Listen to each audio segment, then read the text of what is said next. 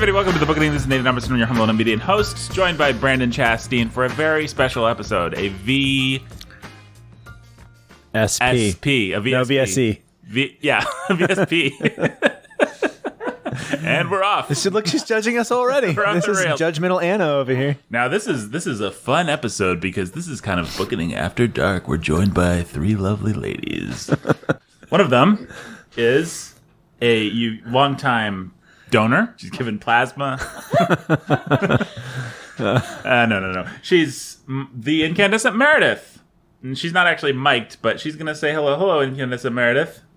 Hello. How are you? Fine. Now, you are, of course, engaged to be married to me. That is true. How do you feel about that? Incandescent. Thus the name. Yep, that's the name. And speaking of incandescence Yes. and beauty Yeah. and Wisdom. Yeah. we've got Brandon Chastain. Hey. You thought I was going to do a fake out. Was that a fake out? Yes. Yeah. Kinda. People thought maybe you were talking about me and you were going to fake out to someone else. Yeah. I thought about it, but I Yeah. decided not to. I fake out a lot on you, Brandon, and I don't like to do it all the time. I like to mix things up. Sometimes I like to just play it straight, talk about your beauty, your wisdom. What else did we say Brandon had, sweetie? Incandescence. Beauty, wisdom. I think you said incandescence. Maybe. Incandescence. Yeah. Yes. Brandon? Yeah. We are recording this episode very late. It is 10:22. I don't know. It's late for some people. I assume for a lot of It our ain't listeners, too it's late for us. Not too late, but it is 10:22. We are recording in your kitchen right now. We are. And I alluded to three lovely females. It's Yes. a little bit like Gilligan's Island. There were three lovely females on that. Were there thing, three weren't lovely so Yeah, Mrs. Who does that make us? Mrs. Howell, obviously, the queen of the loveliness. Yeah. She was even called Lovey. Marianne. Yeah. And then Ginger wow. or something? All I had to say is Marianne, and I got poked in the ribs by the incandescent Meredith.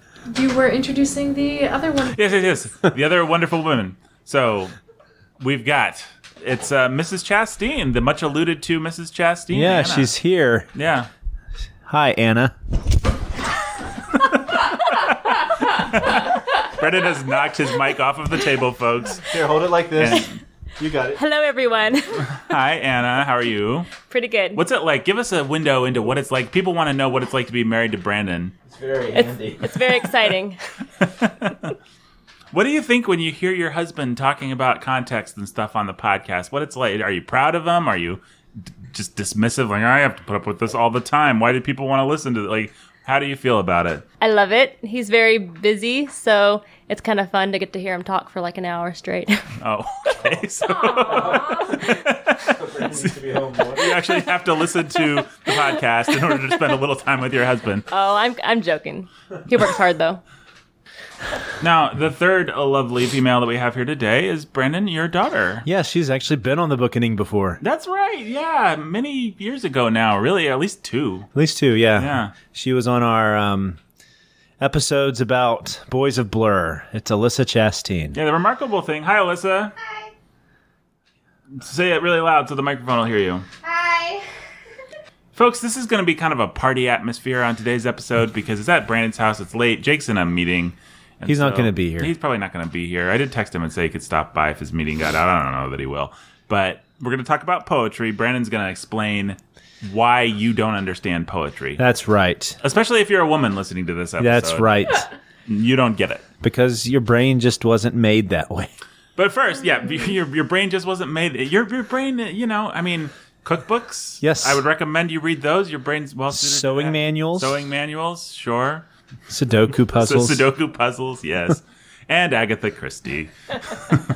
Hey, we still didn't hear from Ken. We have to hear from Ken. Hi, Ken. Give us a word. Good evening. I'm from Texas. I love Indiana. Going back to Texas next week. There you go. That was a word. Ken is from Texas. A few of He's them. going back to Indiana next. Or no.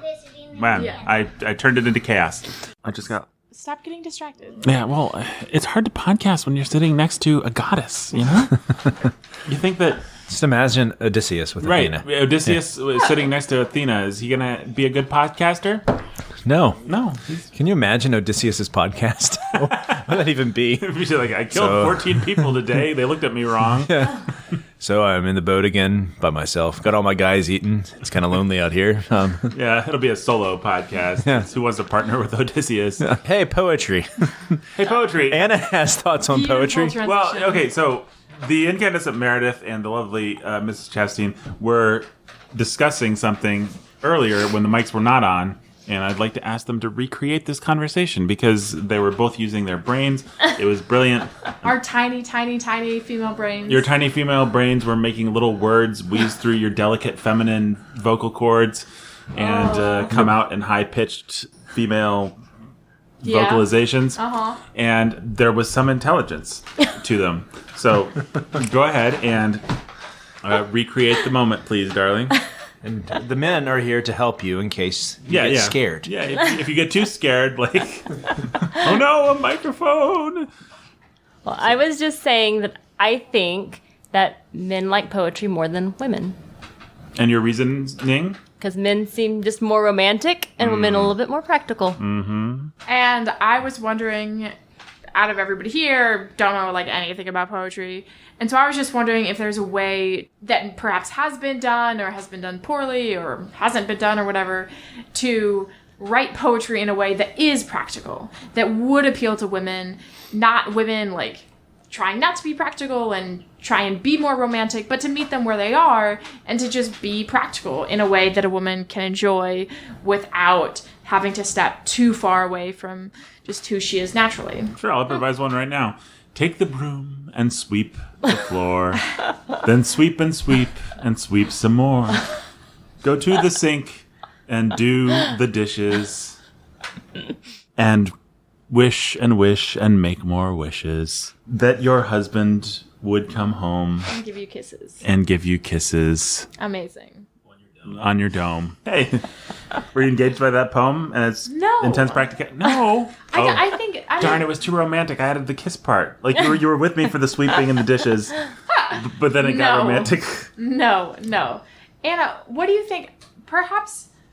I'm just trying to think about what you mean by practical. Like, do you mean more like the actual... Okay, this is going to sound like really pretentious, but like the form or the genre or whatever, not like the actual content? Because like the content of that little impromptu poem was practical, but it was like, dude, I don't care about this. Like, But it also whatever. may not have been the greatest poem of all time. It was close, but not quite there. There's at least a couple of Shakespeare sonnets that I think top that.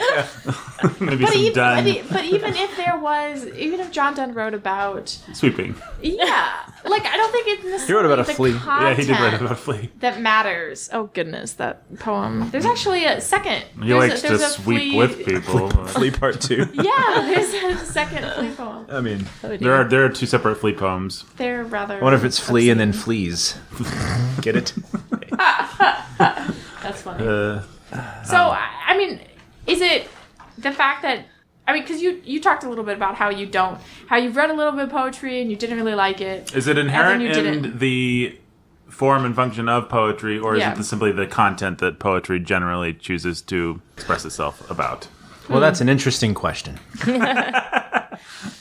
I don't know. For example, Brandon used to write me lots of poetry, Aww. which was very sweet, and they were beautiful. But I think I would have been fine for him just to write "I love you" on a card. Yeah, and so I don't It's write them just anymore. straightforward. It just seemed like a very roundabout way of just saying that he loved me and thought I was pretty. Aww. And he expressed. He expressed the same thing. I put all my feelings and emotions in a poem, and then I had it shoved back in my face. You could have just gotten me a Hallmark card and said, "I love you, dear." Right. A card and a foot massage would have done the same thing. They think, Well, I think poetry and there are two phenomenons here. okay. One, I think men do tend to like poetry more. Yeah. What's your evidence for this, Brandon? Yeah. A lot of the people that I know that like poetry are men. Yeah, most of I'd say most. I have two brothers who don't. Okay. You have Oh, I have one brother who doesn't. He's probably listening right now and No, making we fun can- of me we for can this all podcast. name- Hi, Jeremy. yeah. Arnold Schwarzenegger probably doesn't like poetry. Okay, we can name men that don't like poetry. Fine. But I would say of the people I know that I know like poetry, they are mostly men. And I think that So another anecdotally, yes. Another aspect is that, in general, poetry is I don't want to say a dying art. It's just a little understood art. And it's not to me, and I don't mean that to say that it can't be understood. I think that, so C.S. Lewis has a book, Essay on Criticism. I think we've talked about this. Or An Experiment in Criticism. So I think we've said we were going to do a podcast on this book before. On Essay on Criticism? Yeah. An Experiment on Criticism. Yeah. Like I said, I don't want to say it's misunderstood. Experiment in criticism. That's where we were. He said that there are two types of people: one that love literature, and the others that don't. Right. I think that's kind of fair. So he thinks that there are just people who are predisposed to liking literary things. He's also a bit of a snob. He is a bit of a snob. But one thing that he says that I think is useful is he historicizes his moment, and saying that poetry was moving away from what poetry used to be and towards this sort of academic poetry. After T.S. Eliot, he uses T.S. Eliot in particular, if I remember right. He thinks that the Academy kind of claimed poetry as its stake in literature that it could still say is erudite, intellectual, and no one else can have it. Does that make sense? Yeah, it's something we talk about a lot on the Bookening, which is the relatively new phenomena of the bifurcation of what is considered elite art and what is considered to be populist, whatever. And so you think about the way that like theater went when you had Tennessee Williams kind of rode the line between Hollywood and theater, but then you had Samuel Beckett, and you had Brecht, Brecht was earlier than Beckett, but then you had Who's Afraid of Virginia Woolf? Pinter and those guys, and now today Stoppard. They're not really going to be Hollywood playwrights. They're going to be more of the academic, erudite, intellectual, like I was saying. And so there was a split between these two categories, and poetry belonged firmly to the Academy, when actually poetry used to be a fairly common art form that everybody loved. It was really popular. And so there was definitely a cultural shift, and I think C.S. Lewis points to it fairly well in that essay, saying that poetry, since it took on that stigma that it gained because of modernism, but poetry now carries a stigma that people think it's either hard and therefore not for them. Right. But also because it's hard, they think that therefore it's us. I think anything that has to do with intellectual difficulty is often also seen as effeminate. And so poetry, difficult poetry, and this is partly true, is effeminate. But that therefore you don't mean the modern academy thinks it's effeminate. You mean that a lot of like the working class, conservative Christian class. So I've told the famous story of I come to the famous with Bookening people because I've told it many times. I come to David's Mighty Men the first year here. That is a men's program that our church does, Saturday morning men's group. The pastor there is asking for guys to name effeminate things. And somebody stands up and very proudly says, poetry. Oh, boo. And then, if my memory serves, Jody Killingsworth got up and said, what about King David? And, boom. And so people think that it's either effeminate because it's so difficult to understand, or they just think it's effeminate because all poetry does is express love. It's like love poetry. And so they think, well, Shakespeare's sonnets are just about love. And so then you teach a class to students about Shakespeare's sonnets, and like every response you get is trying to say, well, this sonnet's about love. And you're like, kind of, but it's actually about death and just the experience we have of time. Yeah, the experience we have that everybody experiences, where you're in love with someone and you realize that it's going to end. Right. Wait, what? You're going to die. Wait. Me and Meredith aren't going to, like, what are you saying? You're not going to live forever, Nathan. Okay, but love is, my heart will go on, right? I mean, you're going to die. Unless you put it in like a blue stone that you can throw into the ocean, I guess. You want me to put my heart into a blue stone that you can throw into the ocean? No, if you put your heart into a stone, I'll take a hammer and smash it to bits. Wow. Very practical, as we said. Yeah. Anyway, all right. So I see this a lot in Christian circles, which are the circles that I run in. But, as people, a lot of people trying to reclaim their, manliness today, these are the kinds of people that might look down on poetry because they think it's for losers and effeminates and people that are into love and girls and lace and pink and unicorns and, and a lot of that Anna and Meredith like. Yeah, and a lot of that has to do, it's a historical phenomenon. It has to do with what happened with modernism. It also has to do with what happened with the Romantic poets. Well, can I ask you a question, Brandon? And with Oscar Wilde, those guys, because they did effeminize it. This is a meandering question for a meandering episode, but true or false? because I don't actually know a lot about the history of poetry. Yes. But when I think of, say, the Elizabethan area, when I think of the Elizabethan area, like when I think of the poets of the Elizabethan age, wow, I cannot say that. When I think of the poets of the Elizabethan age, There you go. I think of effeminates. I picture pops. I picture fops. I think of dudes that just want to woo Queen Elizabeth's court ladies. Yeah. And so they're coming up with this extravagant stuff.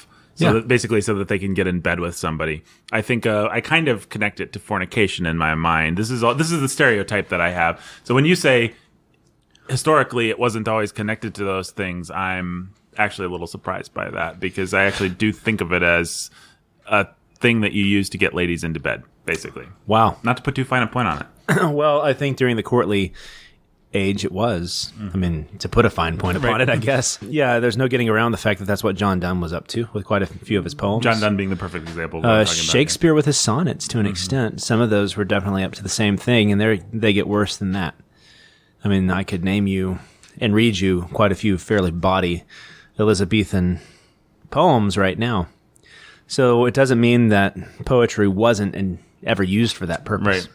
But the question is that all that poetry is? I guess that's the question on the table. Right. Because that's all that some people think the poetry is. Right. Right. They think it can be that. Well, the people will often think, well, it could be used for song lyrics, Right. for hymns, for spiritual songs.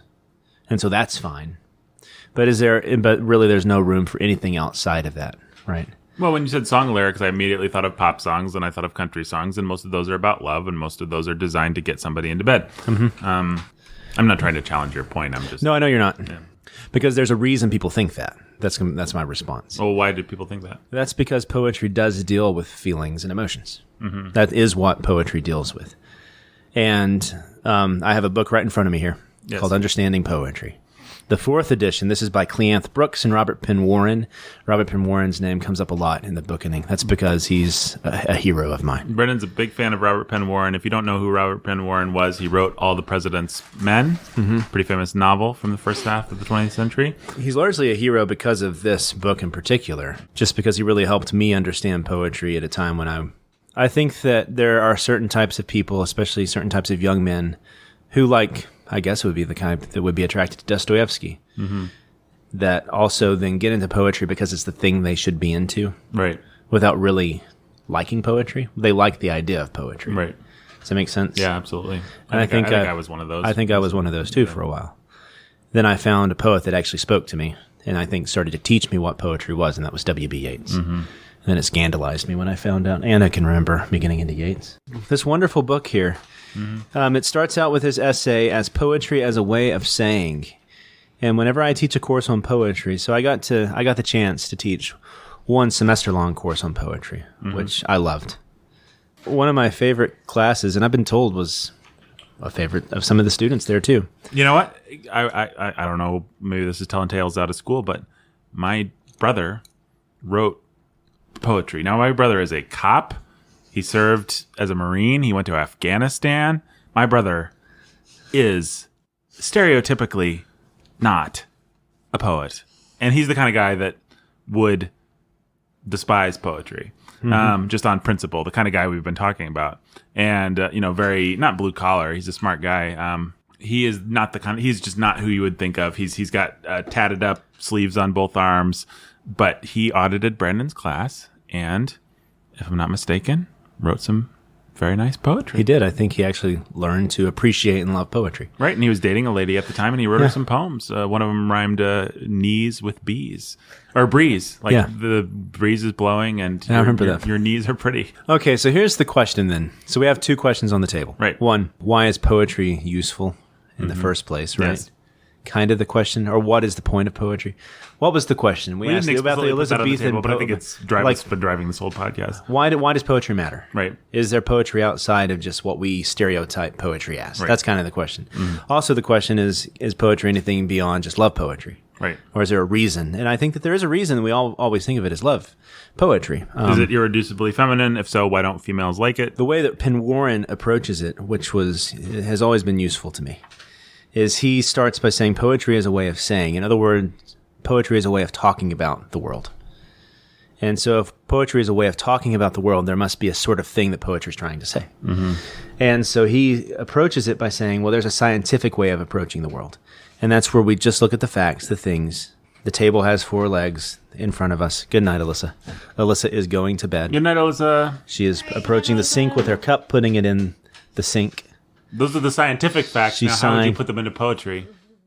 Well, She puts her cup into the sink. No more will she now take a drink, yeah. for she must hither to bed. Sounds like But she's she dying. should be glad she is not dead. She should. But that is a good place to start. Right. Because fundamentally, poetry deals with the fundamental aspects of language, and that language has rhythm, language has rhyme built into it. Mm-hmm. And so if we can start there at least in the fact that children love nursery rhymes. They love little nonsense poems. And one of the reasons children love little nonsense poems is because children love the way that language sounds. Mm-hmm. Language sounds a certain way, and it has a playfulness to it, and the balance of consonants and assonance and alliteration and rhythms and rhymes off of one another, and all the rhythms that go into poetry. It's really fun to teach 3rd and 4th graders what the difference between an iamb and an anapest is, because then they start to see that rhythm of language. And the language has a flow and a rhythm, just like everything. The sea, the moon, the wind, The sea breath. was wet as wet could be. Yeah, the sand was dry as dry. You could not see a cloud because no clouds were in the sky. Yeah. No birds were flying overhead. There were no birds to fly. Yeah. And these are nonsense poems, but part of the joy of it is not the sense of it, but it's the illusion of sense given by the playfulness of the language, particularly, though, through the sound and the rhythm of it. Right. And so there's something about the sound and the rhythm of language that's just fundamental to language. Mm-hmm. So that's the first point he makes, and that's part of what poetry does, is it draws out these aspects of language. But there's something else that poetry does, in that it draws out metaphor and image. And what metaphor and image deal with are he calls it the aura.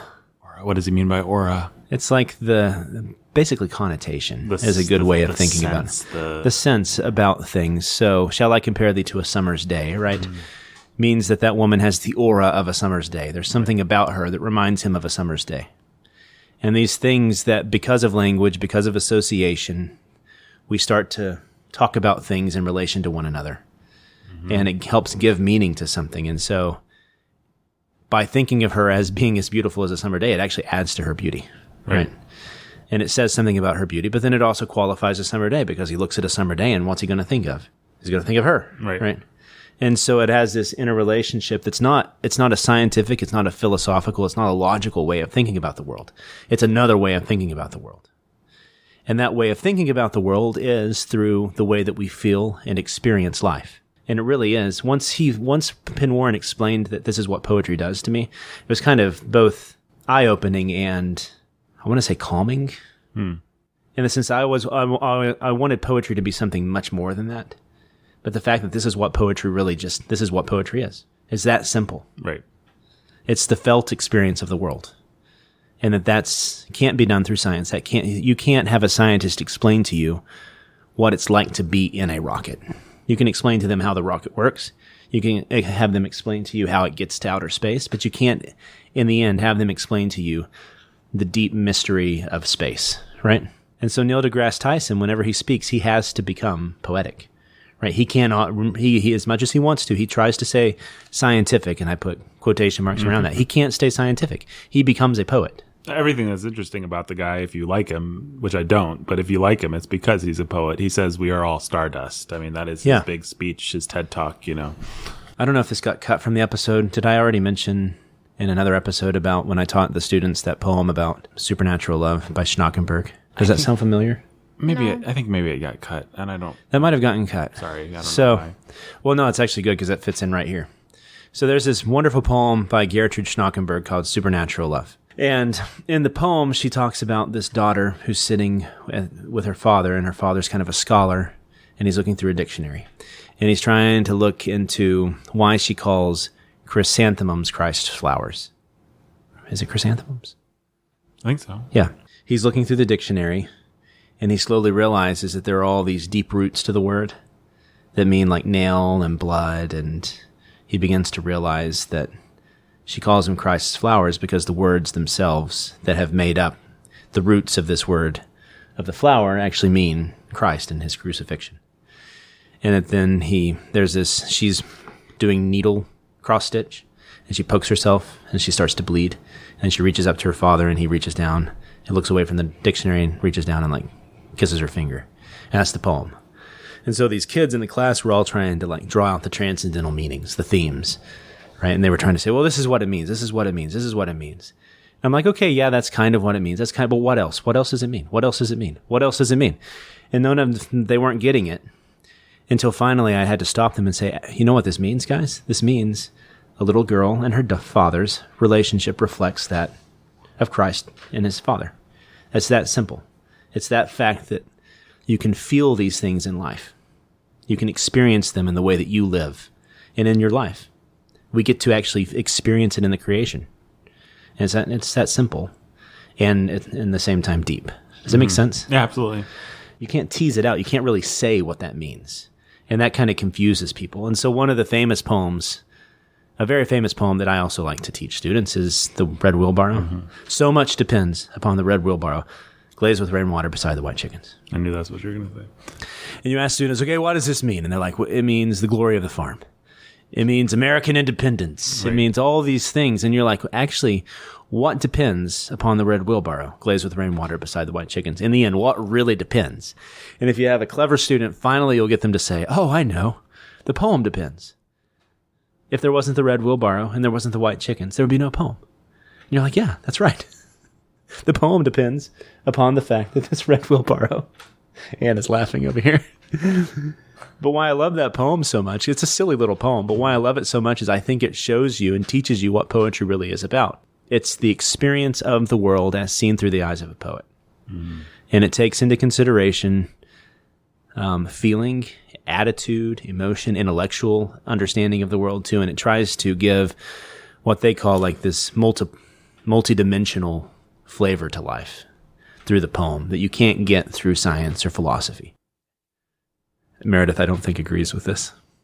I just finished not just, but 2 months ago finished a philosophy of language class. And in that we talked about some of the same stuff you're talking about now. Not specifically about like poetry because it was a philosophy class. But we talked about our interaction with language and our interaction with the world and the relationship of our feelings to it. And yeah, but the difference, sense of it. The difference is that's a scientific examination versus an actual experience of. And motivism. And poetry attempts to make you feel it as opposed to just think about it. Does that make sense? Yeah, but then there are some philosophers who do try to exactly. make you feel it. But that's why that's why everybody says Nietzsche is not really a philosopher, he's a poet. He is just a poet. That's all he is. And I kind of agree with those assessments of certain. Kierkegaard, not necessarily a philosopher, he's more of a poet. Most of your famous maybe you would say that's unfair.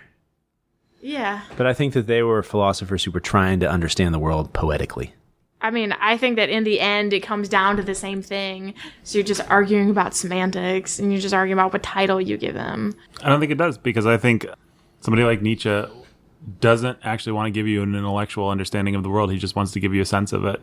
Yeah. And so when he says God is dead, famous example, we resonate with the way that we all feel the emptiness and such, but it doesn't actually help us anchor ourselves intellectually. It just gives us a sort of a thought handle, you peer into the abyss for long enough and the abyss will peer back. It's like, those are the things that are popular about Nietzsche, and it's because he was a poet. Yeah, but philosophy is supposed to make you think. It's giving you, it's a bit more of a scientific worldview insofar as it's more focused on feeling and thinking rather than feelings. But there was a worldview behind Nietzsche. There was a worldview. There was an agenda. It wasn't just him looking out into the world and part of it was, but just looking out and like feeling stuff and jotting it down. His stuff got published for a reason. He wanted it to get published for a reason. Like there's intentionality there. Well, not to get on a tangent, but no, it's not a tangent. It's actually, I think, helpful. Two things in response to that. One, I have to admit that I really like imagist poems that really take the metaphor of everyday things and build that into the poem. And so I'm going to lean heavily in that direction. And that's really more of a modern trend in poetry. So you don't see that as much until you get to like William Carlos Williams and those guys who are going to follow after him. So there's a historical point there to make. The other is poetry. You can't forget also that poetry deals in particular with these things through rhythm and through rhyme and through the way that language sounds. And so it combines the way that language sounds with these felt experiences of the world. And then it also does it through forms. And so there's a structure to poetry that isn't going to be in philosophy. With the philosophers of like, most of them weren't, at least the guys that I was reading, they weren't writing in English. And so, and especially like all the German guys, like they were trying to be deliberate in how the words came out and how they sounded and how they related to each other. So it did have an aspect of that craft, of that form, of that intentionality. I mean, there's a difference though between intentionality and relation with words and the way that poets then try to think rhythmically and sometimes through rhyme. It's not always through rhyme. Yeah. But largely just through the way that language sounds. That is what poetry deals with, is building some sort of sense through the way that language sounds. Sometimes through the way it looks when you get to weird stuff like Apollinaire. Yeah. But so it's not so much about the content. But it is about the content, because a lot of the way that they think. So if you like Shakespeare's sonnet 116, let me not to the marriage of true minds admit impediments. Love is not love that alters when an alteration finds, nor bends with the remover to remove. Oh no, it is a never fixed mark that looks on tempest and is never shaken. It is that start every wandering bark, whose worth's unknown, although his height be taken. So far, we're just talking about love, right? He's saying, I love you. This is what love is. But he's saying it in a lot of different ways. Love's not time's fool, the rosy lips and cheeks within his bending compass comes. It alters not with his vain hours and weeks, but bears it out even to the edge of doom. Again, we're just talking about the persistence of love and what love is. A philosopher would have just said it like that. Love is persistent and doesn't change. Shakespeare, on the other hand, Fair. there's a difference. Yeah. There's a big difference. He says, let me not to the marriage of true minds admit impediments. Right there, we're dealing with M sounds and L sounds and the balance of IMs against the rhyme that's going to be built into the line, because it's a sonnet. It has this form that's imposed on it through the tradition of poetry, but also just through the sound of language. So are you trying to argue that there's no difference between philosophers and poetries? Or poetries? I think she's trying to push us to get a better clarification against what she's saying. And I think we're getting there. Yeah. What was I saying? Oh, yeah, that poem. That alters when an alteration finds, or bends with the remover to remove. I mean, right there, you're having a play on remover and remove. That's a poetic way of thinking. So it's just poetic because of the form, because the author is thinking more about the sounds, or is it the sounds and also through the metaphors and the images, thinking particularly that way about things. Okay. Through metaphor and imagery, as opposed to experiencing the world. It's A, experiencing the world in some way, and B, expressing that experience of the world in a particular way on a piece of paper. Yes, yeah, that's a good way of putting it. It's a way of experiencing the world by showing people what it is like to experience the world. Does that make sense? Yeah. Through metaphor, and because metaphor is an image, and rhyme and all the stuff. Those are particularly good at helping people see that. And so when Shakespeare writes Sonnet 116, he could have just said, "Baby, love doesn't change, and I won't either. Here's a poem. It won't change because I'm Shakespeare." And that's basically what he says. You know, if this be error and upon me proved, I never writ. That's basically, hey, I'm Shakespeare, nor no man ever loved. Mm-hmm. So that's exactly what I just said, you know. So he could have just said that, but instead he chose to say it this particular way, and that's because now you think of love in its persistence as a ship at sea, tossed by this a storm.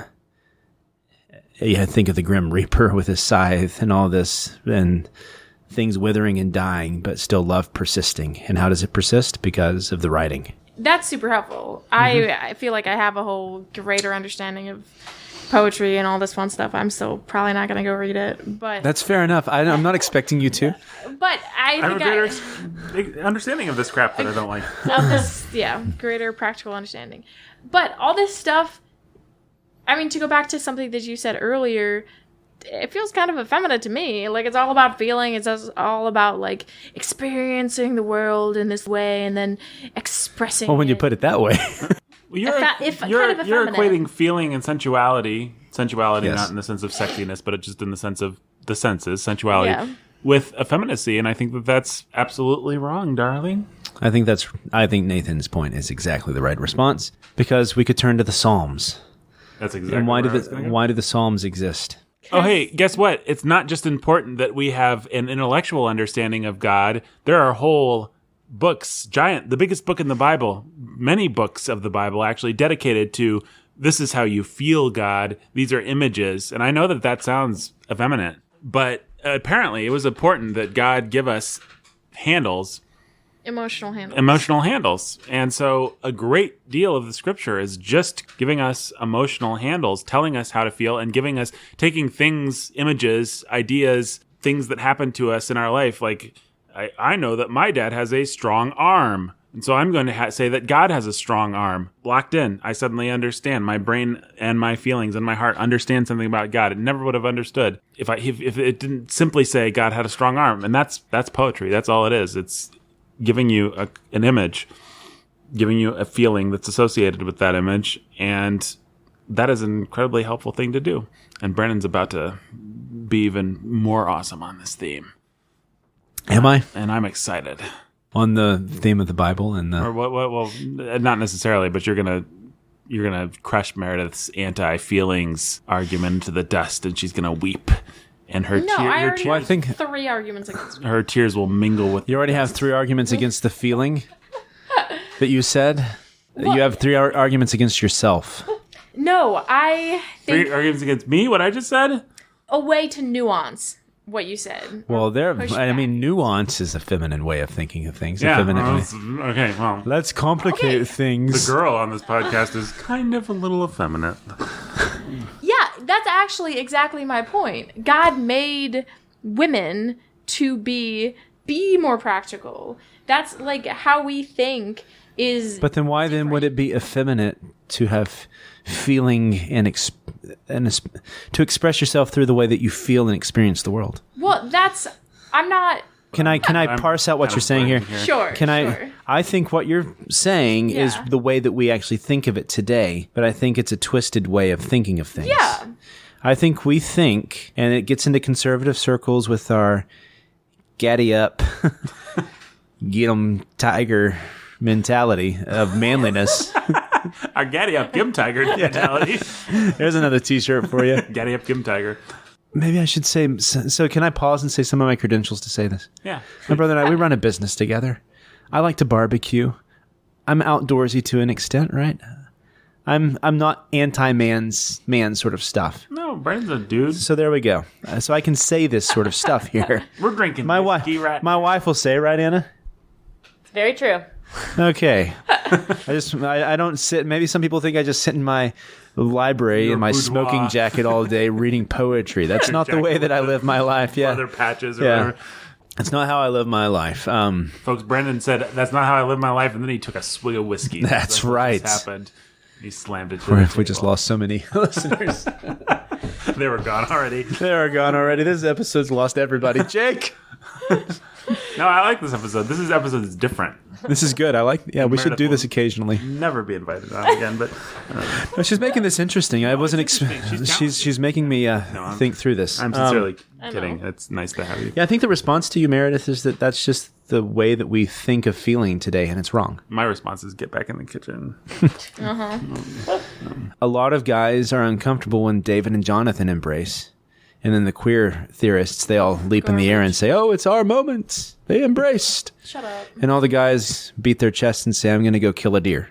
And the accurate response is no. King David was a paragon of manliness. Yeah. And he wrote all the Psalms. And he said he drowned his bed in tears. Yeah. That's a poetic way of thinking about the world. It's thinking of the world through the experience of despair. Darkness is my closest And using friend. a metaphor, of drowning he wasn't literally drowning his bed in tears, but that helps you get at the moment that he was in. And that is the essence of poetry right there. That right there. Drowning my tea in tears. The essence of poetry, drowning your tea in tears. Tea and Sears. Tea in- The store, I guess. I get what you mean. And I, with my next question, I don't want to get as, I feel like I'm just creating tangents here. But This is going to be an episode of Tangents. I think we'll probably come back next week and do a more traditional Bookening episode on poetry, Brandon. minus the one. Okay. Sounds good to me with Jake involved. With Jake involved. And Yeah, I think this has been fun. Thank No, you. I'm We're all gonna leave and read some Agatha Christie together. Exactly. and work some crossword That's puzzles. what we do for fun. No, let me just say though, sincerely, I like this episode. I just want to free you to answer her questions, and so I think this is great. I'm enjoying the way, and I kind of think that I'm saying generally what we'll say with Jake too. Right. But it'll just be fun to drive it home again. yeah, I think So I think that's great. So my question is, you guys have young boys. One of the younger boys there was being a little mopey, and kind of the comment that was said to him was like, "Hey, man up! Like, go outside!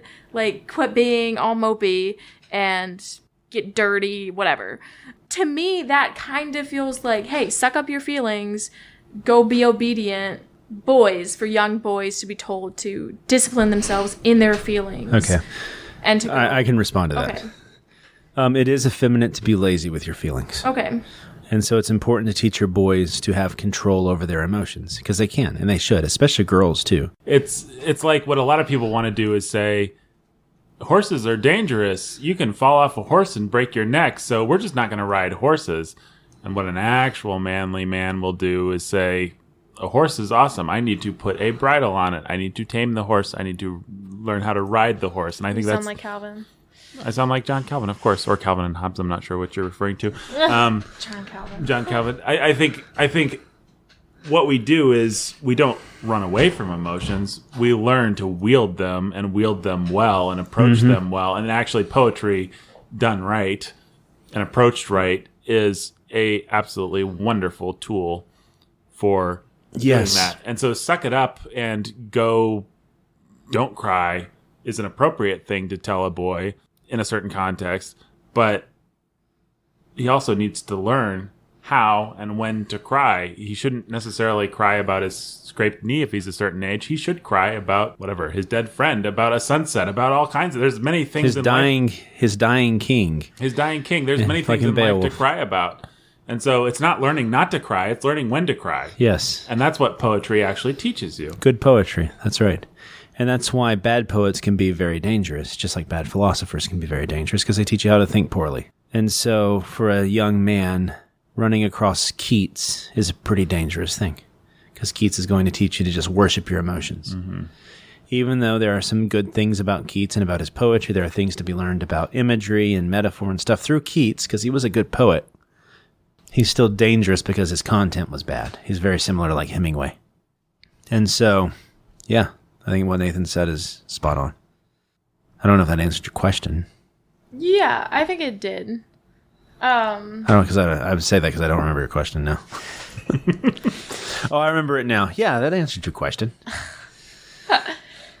That poetry can teach you how to control those things. And that's because the Bookening, I think on the Bookening, we've always taken the stance that the whole philosophy of literature not being didactic is silly. Literature teaches, but I think what I've been trying to argue with poetry, and what maybe we can tease out more with Jake when we get to like a definition of it, is that what we think it should teach is different than what it actually teaches.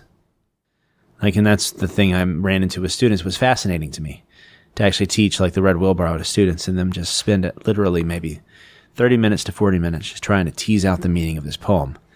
And then finally, well, has anybody thought that maybe it's just the poem?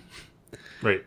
So then when you mentioned earlier the seeming conflict between poetry being feminine or focused on feelings or whatever, and then why don't women like it?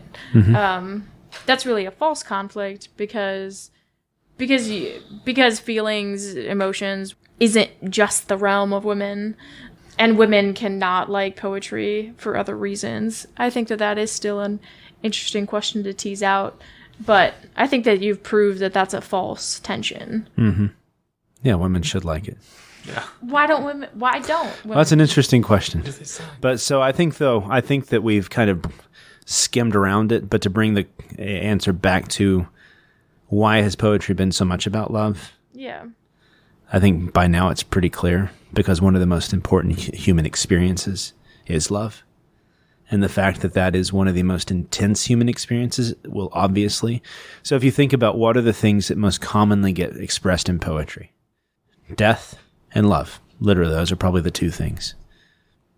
Why? Well, because of the two things that are going to dominate your life. Yeah.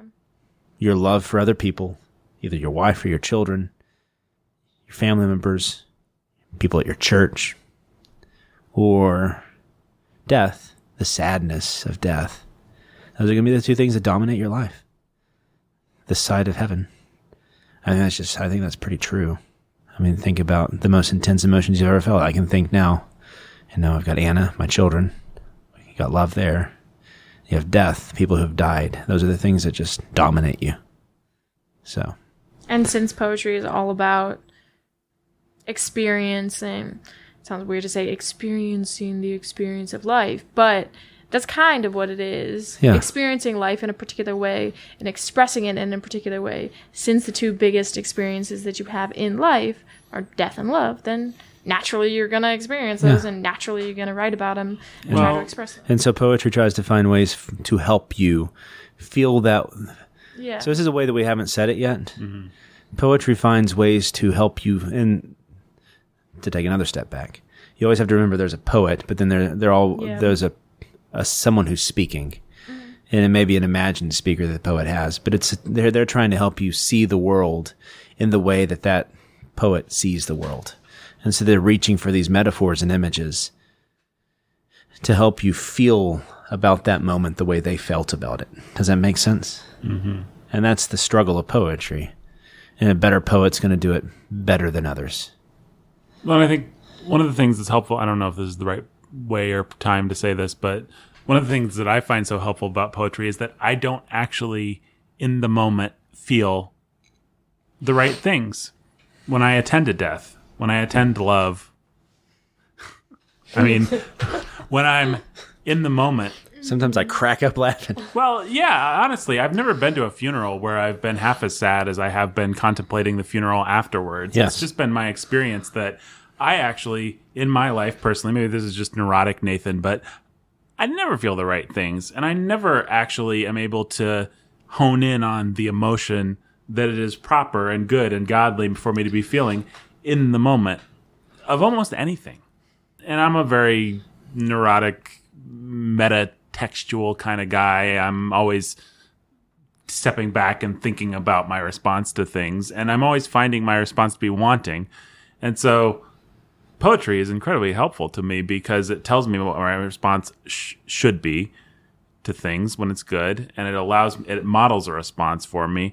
And it gives me a handle, a way of thinking about, okay, this is what death, maybe my grandpa's funeral was just a bunch of relatives blowing their nose, and that's what it was actually about for me in the moment. And it was about the fact that I reached out and touched his skin and it was cold, and those were the two things.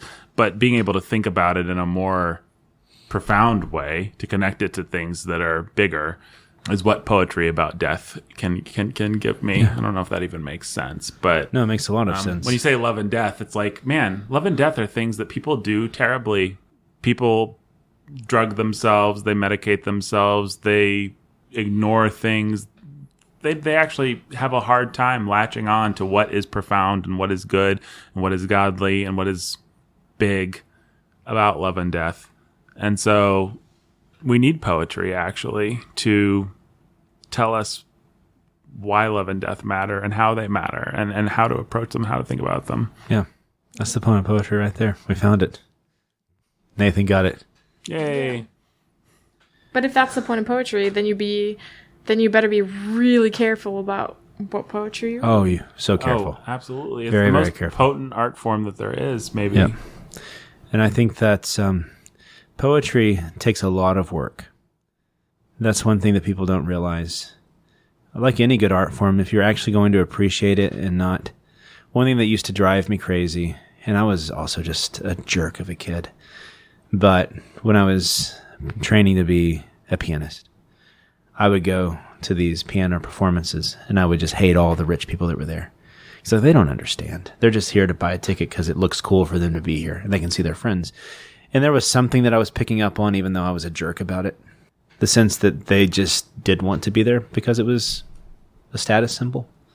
They didn't actually do the work to appreciate this music. They didn't understand it. And that sounds really snobbish. But it does take work to understand these art forms. And it's work that's worth pursuing. I would hope that every student that I've taught a poem to, there's a wonderful little poem about, would it be a good way to end to kind of do a case study? Please, yeah. You want to do the one on the autumn in Ohio? Yeah. That's a beautiful little poem. Yeah. But I think it's a great little study about what the benefit you get when you actually pay attention and try to understand a poem. Autumn begins in Martins Ferry, Ohio. This is by James Wright. In the Shreve High football stadium, I think of Polacks nursing long beers in Tiltonsville, and gray faces of Negroes in the blast furnace at Benwood, and the ruptured night watchmen of Wheeling Still dreaming of heroes. All the proud fathers are ashamed to go home, their women cluck like starved pullets dying for love. Therefore, their sons grow suicidally beautiful at the beginning of October and gallop terribly against each other's bodies. Why? So, when I do this with students, they often get kind of confused by this poem. They're trying to understand what's going on, but if you start looking at it, the poet's in the Shreve High football stadium, and he's thinking of Polacks nursing long beers in Tiltonsville.